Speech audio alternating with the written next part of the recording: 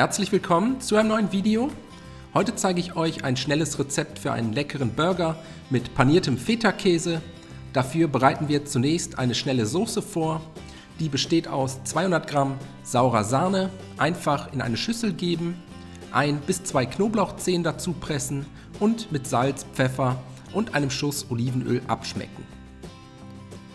Das Ganze kurz miteinander verrühren und dann bis zum Anrichten zur Seite stellen. Weiter geht's mit dem Gemüse. Dafür habe ich hier etwas Eisbergsalat, einfach in feine Streifen schneiden. Außerdem etwas Salatgurke in dünne Scheiben schneiden. Dann habe ich hier noch eine große Ochsenherztomate, ebenfalls in Scheiben schneiden. Und zum Schluss noch eine rote Zwiebel abziehen und in dünne Ringe schneiden. Wenn das erledigt ist, fehlt im Prinzip nur noch der panierte Feta-Käse. Dafür habe ich mir hier 2 Schüsseln für eine kleine Panierstraße aufgebaut.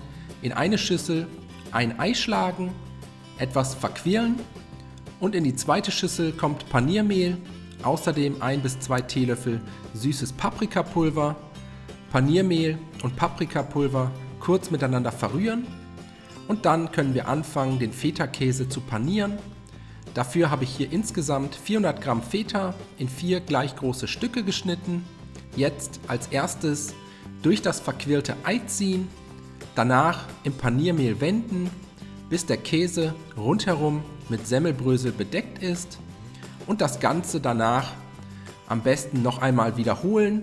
Vor allem, wenn ihr einen relativ weichen bzw. cremigen Feta-Käse verwendet, empfehle ich euch, diesen auf jeden Fall doppelt zu panieren.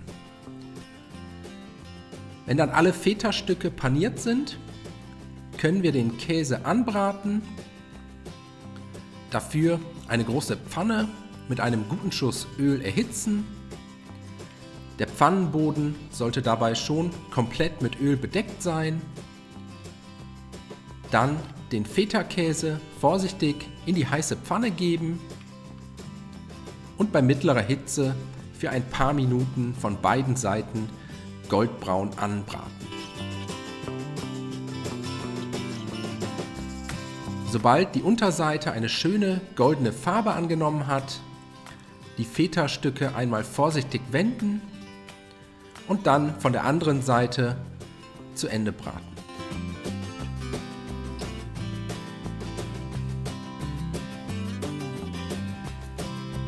Die fertigen Feta-Stücke anschließend aus der Pfanne heben.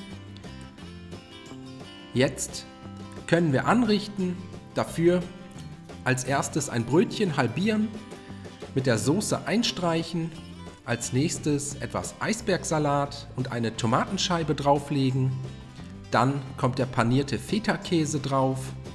Jetzt den Feta etwas mit Zitronensaft beträufeln, außerdem mit Gurken und Zwiebeln belegen und zum Schluss noch einen Klecks Soße auf die Oberhälfte geben und den Burger damit deckeln. Danach wünsche ich euch einen guten Appetit. Ich hoffe, euch hat das Video gefallen. Viel Spaß beim Nachkochen. Bis zum nächsten Mal.